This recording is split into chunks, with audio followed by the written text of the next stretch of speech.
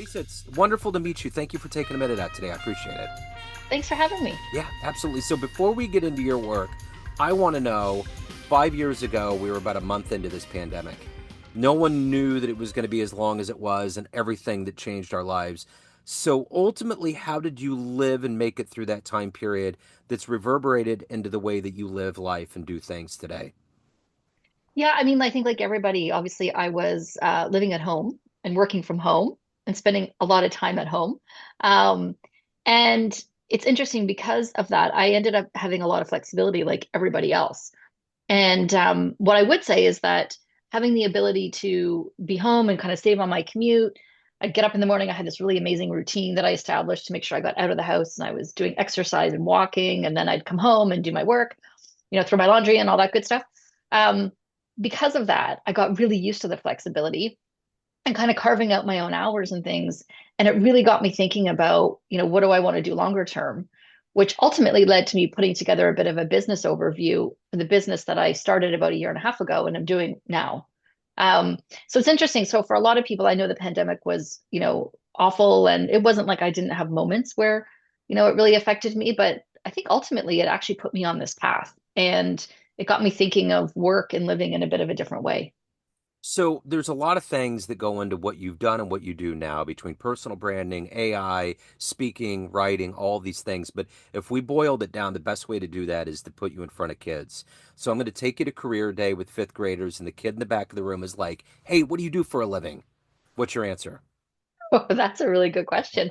What do I do for a living? I mean, I would say that I probably help build the brand of people that they might see, when they're on their TikTok or on their Instagram or on their YouTube, except that I do that more for business owners.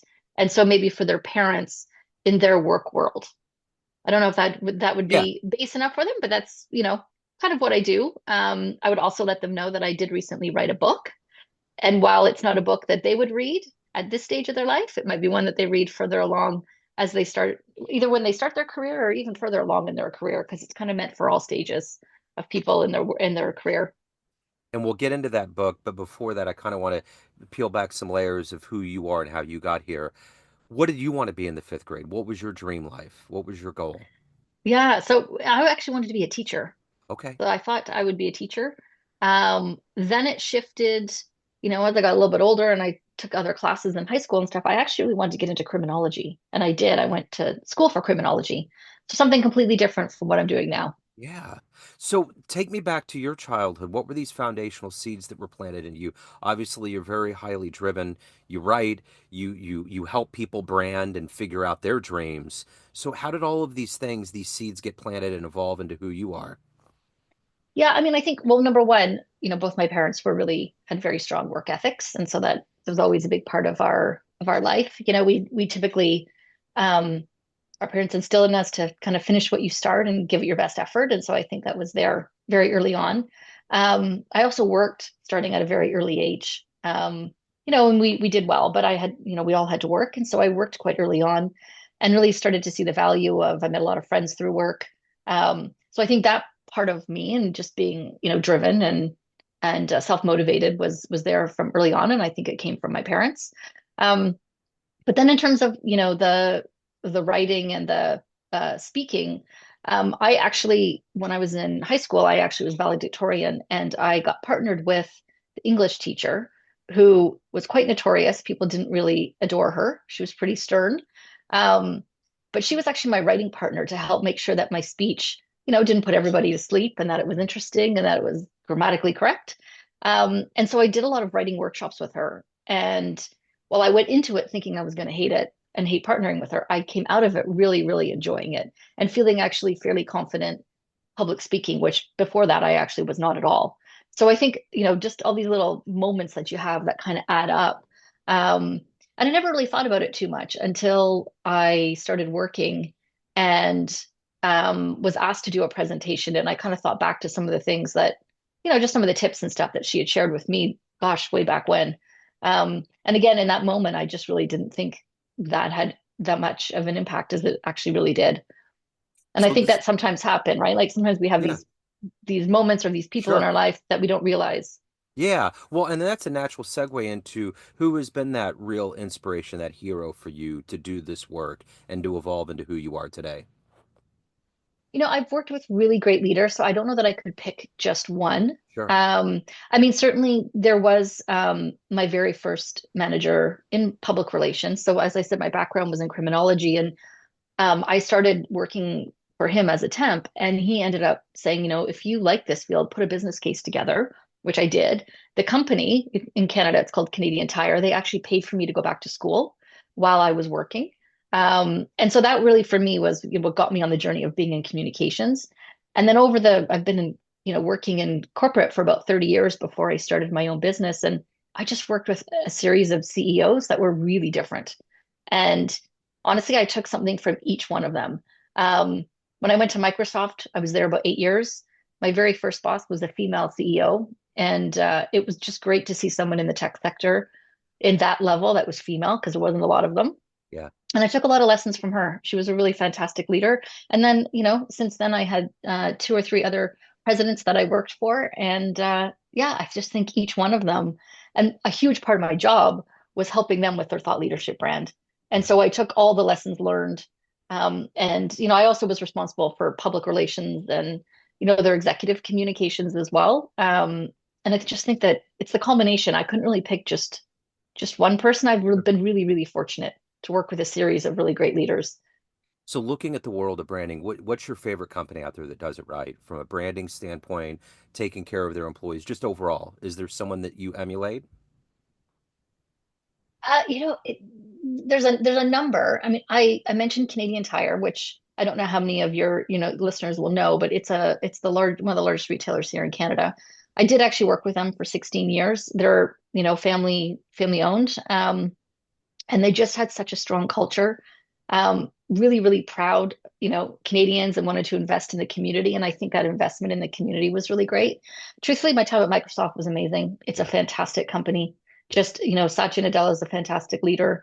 And they hire a lot of really smart people. And I just learned from so many great people. And they invest heavily in their culture as well, Yeah. and really in learning. And so I think as somebody who was not at all tech savvy, when I joined Microsoft, number one, they took a chance on me. And number two, there were so many investments in skilling. And so I learned so much about AI and other technologies, which quite frankly, I don't know that I would have to the level that I did if I hadn't gone there as well. So how do you what's your philosophy on balance? How do you balance all of this work, all of these things that are you considered your work, and then take care of your soul? Is that a big priority to balance all that out? How does that work for you? Yeah, it's a massive priority because I will admit that over, the 30 years or so, the jobs I had as chief of staff and head of communications were really, really busy, and I didn't always do such a great job. And then you see the impact, right? You see, when you're short with someone or, you're not doing your best work. And so I think this move to doing my own business has been fantastic. I have really amazing morning routines. I go for a walk or run every single morning. I write in a journal. I typically run or walk with a friend, which is really great out in nature. And I just maintain balance. Like I work hard, but I try to make sure that even if I'm working late, then perhaps the next day I don't start as early and I take a walk or I'll take a break in the middle of the day if I know I have evening meetings because sometimes I work with people in different time zones. And so for me, it's super important. I'm fairly active. I love playing squash and a number of different golf in the summer and other sports. And so it's really about carving out the time. Like I literally will put a meeting in my calendar to make sure that I actually hold that time. Um, and having a partner that does something completely different and who also enjoys a lot of the same activities, it really helps make sure that you actually if you say you're going to play, that you actually go and play, Yeah. and you just really cut out work. I think also having friends and family around me, there's a number of people that do what I do, but there's a lot of people that don't, Yeah. and so therefore you're not always talking about work, because I Yeah. find that also, if you never get away from it, if you never put your phone down, that could be a bit of a challenge as well. So let's say you walk into a room of everybody that you've worked with or that's known you as a client throughout all these years or that you've known as a client, and you go up to a podium and you can tell that room of people one fun story, one fun thing, one fun anecdote that would humanize you a little bit. What would you tell that room?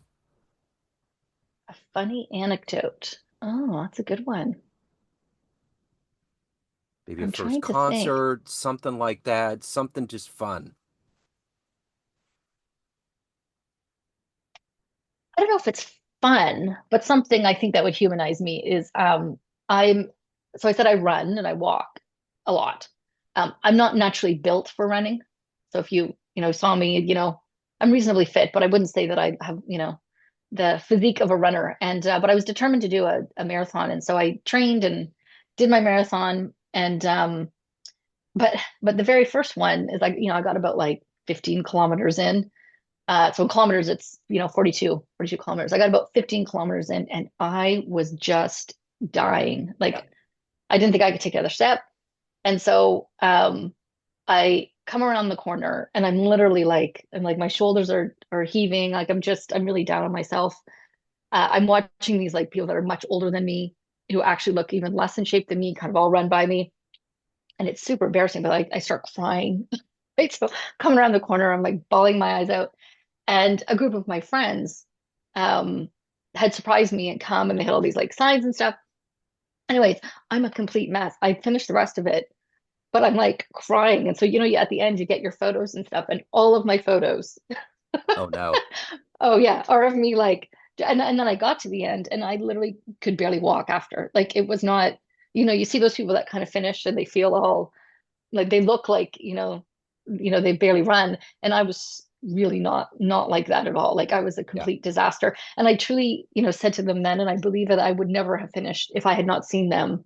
Yeah. Like if I had not seen them there, because I was really getting ready to quit. Like Yeah. even after all that training, I was like so I think while I look back and I've had lots of great moments, there's been lots of moments where it's been really really hard, and I've almost given up. And I that was a really key moment for me where, and then I have the pictures of me crying to prove it. Right. Yeah. So What a yeah, great story. So speaking of what of everything that you've done in your life, what are you the proudest of?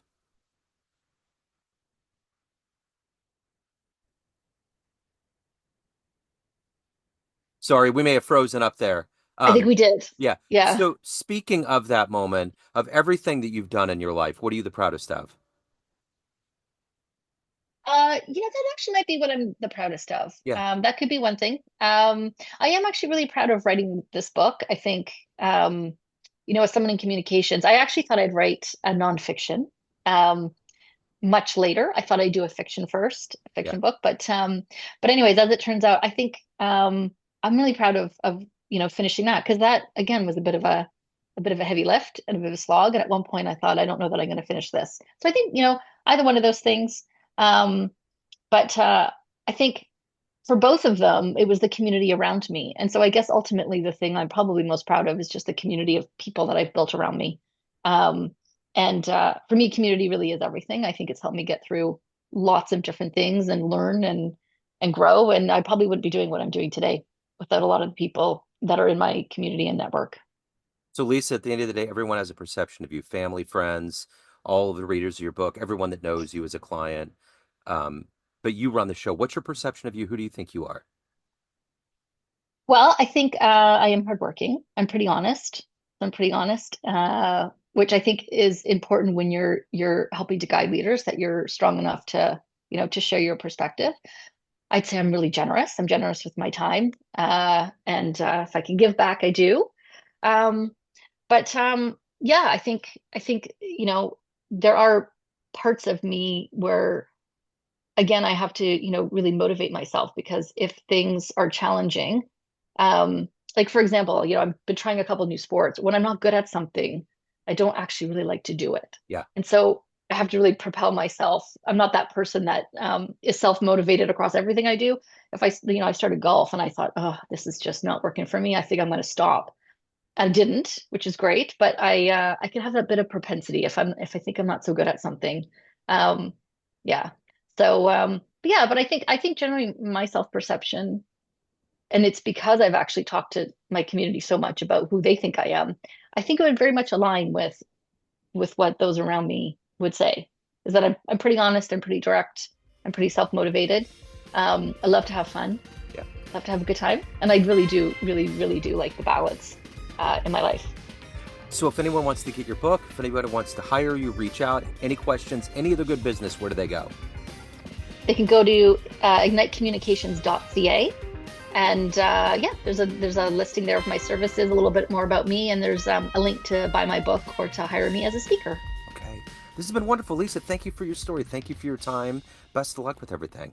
Yeah, thanks so much. It's been great chatting. Great. Hello, friends. Joe Dimino here.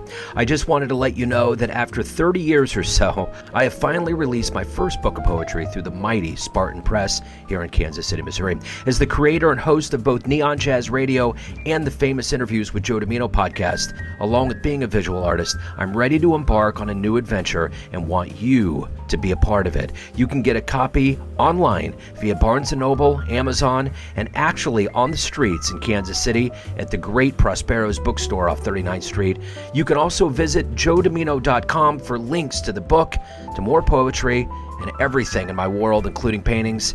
Thanks for all of the love and support over the years, and please dig the words.